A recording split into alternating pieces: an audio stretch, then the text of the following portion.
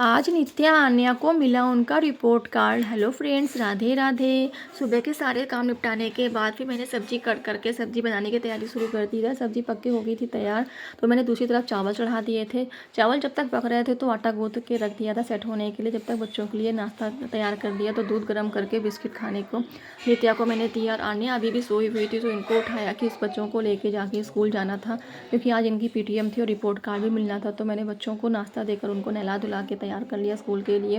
जब तक मैंने रोटी सेकी और बर्तन धुले, यहाँ पे सारे काम निपटाने के बाद मैं भी तैयार हो गई थी स्कूल के लिए और हम लोग निकले स्कूल के लिए। तो यहाँ पर देखिए सुबह के 10 बज रहे थे और धूप कितनी तेज़ हो रखी थी। हम लोग पहुँचे स्कूल तो सबसे पहले हम लोगों ने आन्या का एसएसटी का प्रोजेक्ट देखा, उसके बाद नित्या का रिपोर्ट कार्ड लिया, फिर आन्या का रिपोर्ट कार्ड लेकर हम लोगों ने सेल्फी पॉइंट पर वीडियोज़ बनाई और फ़ोटो क्लिक की।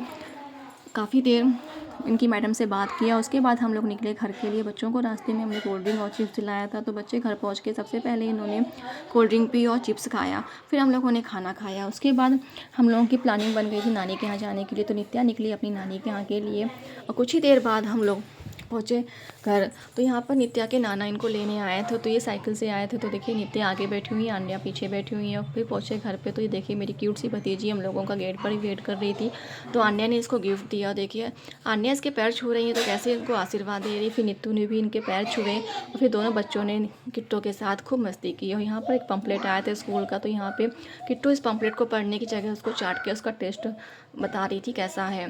दोनों बच्चे इनके साथ मस्ती कर रहे थे कि जब तक किट्टो को नींद आ गई तो किट्टो यहाँ पर अपनी मच्छरदानी में आराम से सो गई थी। फिर हम लोगों ने चाय नाश्ता किया और फिर बाहर से देखा मौसम कैसा हो रखा था। मौसम देखिए खूब तेज़ हवा चल रही थी, बादल थी और बारिश भी हो रही थी। फिर हम लोग पहुँच गए थे छत का नज़ारा देखने के लिए। तो यहाँ पे मम्मी ने कितना अच्छा गार्डन तैयार करके रखा है।